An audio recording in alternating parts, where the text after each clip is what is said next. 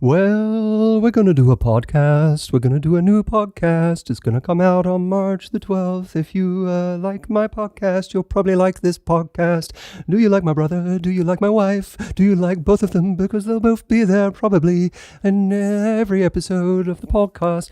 And then we'll also make some changes. There'll be a new theme song, something like this. Maybe not. This is just a practice. But it's... Well, as some of you know by now, and how could you not, we are launching a new version of the Love Life podcast. And that, what you just saw, that is but a taste of what is to come. New Love Life podcast, new me, new you. The point is, it's going to be great. And that song you just heard, potentially more where that came from. We might even have a new theme song. That one I just did took me at least 4 hours. So haven't got all the time in the world, but it is going to be a great podcast. It's coming out on March the 12th. There will be sunglasses. All right. Well, for today, there is a new podcast. It's not the new podcast, but it is a new podcast. And it's one of me and Audrey sitting discussing listener questions on the Love Life podcast. And oh boy, we have a story for you today. Listen to this. This is like a true crime episode. It's not actually a crime, but it is sort of criminal. So check it out. And if you haven't already, make sure that you are signed up to the event I am doing in a week's time, the Heartbreak live event. How to heal from heartbreak, how to get closure, how to know what to do when you are in the worst pain of your life, when you're feeling the regret or the shame of wanting to have done things differently, when you wish you could go back and change something that might have prevented the heartbreak from happening, when you're worried that you've lost the one person in the world that is actually for you, when you don't know what to do about the no contact period and what that actually means. I'm going to be giving you my best advice on how to handle the pain of heartbreak, how to move on, and how to get closure. And it is all happening live, one time only, on the 25th of February. So if you are in that pain right now, come and join us. You can go to the link lovelifetraining.com and register for free right now. And I will see you on the day. I'll send you an email with all of the details. Sign up now. It'll take you 10 seconds. lovelifetraining.com. I'm not going to do a theme song for that one. I might do the theme song for that one. Enjoy the podcast. Emma says, I've been with someone for 11 months. 2 weeks ago, he went to the shop. I called him and he texted to say he was waiting for a takeaway. 40 minutes later, he texted me to say he wasn't coming home. He was sorry, but he was done. Since then, I've been in complete turmoil. He has made contact, but a lot of it revolves around his feelings. How can I move on with what feels like no closure and no explanation? I have 3 children whom he's also walked out on, and so how do I make sure his abandonment doesn't affect them? He is not their dad, but has 5 of his own children he has little/no contact with. Thank you so much for your amazing podcast, Emma. Outrageous! Who is this dude? There's a lot going on there. Do you want to know something that I think is a massive red flag that doesn't get talked about enough? Whether his own kids won't talk to him? Yeah, that he has kids. I know someone-ish, like friend of a friend, distant person, who has had 2 children from 2 different mums and has no contact with either of them. Mm-hmm. And I just think that is such a red flag. Like, why can't you take care of your own children? What is wrong with you? It's a huge red flag. It's a huge red flag. He has 5 kids and he's not close to any of them? Yeah, he has 5 kids of his own. But he has little to no contact with. That is, oh God, where do you begin with that? There is something deeply, deeply wrong with that. And I don't know when she knew. What's her name? Emma.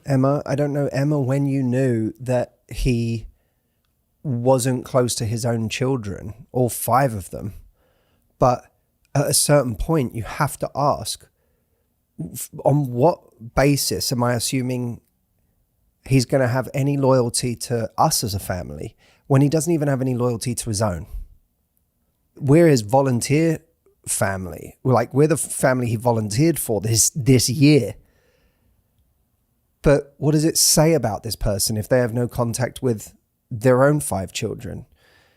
The fact that he walked out of nowhere, like said he was going to the shops and then didn't come back, you're wondering about closure. You got it. You got it. He showed himself to be completely, I'm guessing that he put forward a very different image than the one that showed. But the one that showed, that's him. Who he's been pretending to be for 11 months, that's someone else. But you just found out who he is. That is closure. He showed himself to be someone so callous, so cruel, so unempathetic and cold that he could just pretend to go to the shops and then be so cowardly as to send you a message saying, I'm not coming back. A message. He's a coward. He is a coward. And that might, by the way, that's almost certainly the most polite word you could possibly find for this person, because it says to me personality disorder. But coward is the best thing you can say about him, the most moderate thing you can say. It's viciously selfish. Well, and even what she said afterwards, that even now when he reaches out, which apparently he still does, The audacity. It's about him and his emotions, but that tells you everything you need to know. It's about him. And it should now, again, assuming you knew before that he wasn't in contact with his own kids, you just found out why. You just discovered why the people in his life that he should be close to. Again, if he had one difficult child who decided he didn't want to talk to his dad, that's one thing. When you got 5 kids and you're not close to any of them, he hasn't got 5 psychopaths for children, right? If none of them are close to him, you just found out why. So this is closure. And, you know, some people are really, really talented, if you want to call it that, at putting forward a different image for a protracted period of time, in this case 11 months. What is worth asking, without going into self-blame, is there anything that I did ignore? Is there anything that my intuition was telling me in those 11 months that I chose not to? Here's what I want to say to everyone. This is a very important point. It's very common in situations for people to look at our situation and to go, how could you get into a situation like that? How could you, ignore so much that you would end up in a situation like that with a person like that? That gets said a lot about victims of abuse, victims of narcissists, victims of all kinds of situations. But what people don't realize when they're making those judgments from the outside is that even when our intuition is telling us something is off, even when we're seeing certain red flags, what people do in their worst moments, what people do in their most destructive moments, what people do at the true peak moments of their particular dysfunction is still often beyond anything we could have predicted or anything that we would have imagined. And I say that as a note of compassion that people should give themselves in these situations, that yes, it's true that when we look back, we can often see certain tracks that people left that we ignored, that were a sign that something was off about this situation or this person. That's true. And that's the part where we have to say next time around, it's not about blaming myself. It's about saying next time around, I won't ignore those tracks when I see them. I'm going to make sure I shine a light on them and talk about them and expose them to the light of day.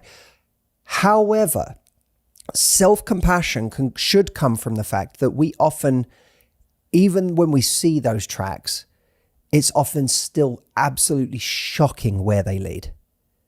And it's still a huge jump from what we've seen already. Like, I can guarantee that it is a jump from anything she had seen in those 11 months, no matter what writing she may have seen on the wall. Of course. It was a hell of a jump from that to someone saying they were going to go to the shops and never coming back.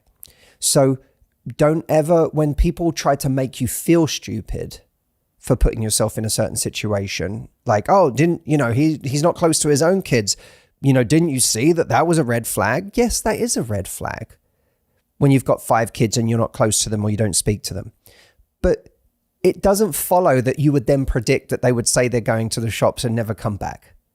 The key thing here is to not ignore those tracks next time if there were things that you saw that you ignored in your intuition. And the second thing is to realize that the closure you're looking for, you already have. That the mask came off and you just saw who this person really is. And when they call you and they text you and they play a sympathetic tune about their own emotions, they're showing you even more who they are. Because what they're saying is, you, the victim, are not the headline for me. What I've done to you is not the headline to me. The headline to me is the confusion and the struggle that I'm going through, despite the fact that I'm the one who has, wreaked havoc after 11 months on you and your children.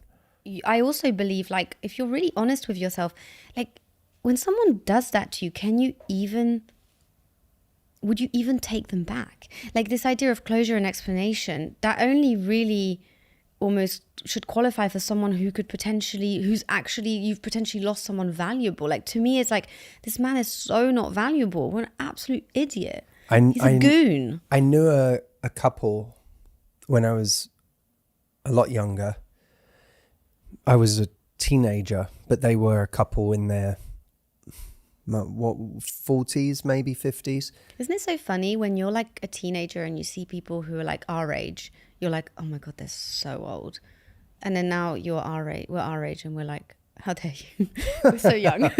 But we are, to teenagers, we're old. That's what I mean. Like, we're like, really used to hang out with them and we were like, what the hell? And my mum and dad. Same thing happened to me with my neighbors. Oh, weird. Yeah, But you know what was crazy is that once we got into it with her, and she was like beside herself that he had just disappeared or whatever, it turned out he had done this once before.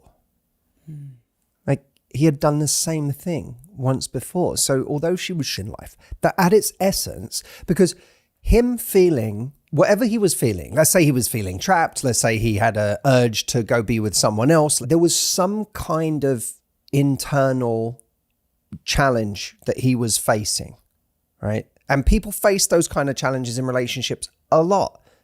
People get scared. People, oh my God, can I do this? Whatever. People have those thoughts. Those thoughts they're not the end of the world. They're human thoughts. But what he has shown is this is his reaction to an urge, to a thought like that, to a fear, to feeling claustrophobic, to whatever he was feeling. His response is to lie about going to the shops and then not come back and then text her saying he's not coming back. That's his reaction to a problem. And when someone reacts to a challenge in that way, you have to say, this is what this person does when they feel challenged by something. This is their reaction. So if I ever take them back, I have to ask myself, why do I think that they are newly equipped to deal with that challenging thought the next time it arises, simply because I'm taking them back? Yeah, unless they have done extensive therapy. Exactly. Which he doesn't sound like the type. He doesn't. Then don't take him back, Emma, no matter what he says. Also, I do think add it to the repertoire of red flags, I do think if a man has children and his children he doesn't have any relationship with his children and there isn't some kind of like toxic partner in the way that's stopping him and preventing him from seeing his children, especially if he has like, access to his children, yet doesn't seem to have a relationship with them, I think that's a massive red flag. And I think we can take that with us as a good lesson. I agree. What did you think of the episode? Leave us a comment. Let us know. Thank you so much for listening or watching, however you devour the Love Life podcast. The new one's coming up soon. In the meantime, do not forget to sign up to the Heartbreak event, How to Heal from Heartbreak, on the 25th of February.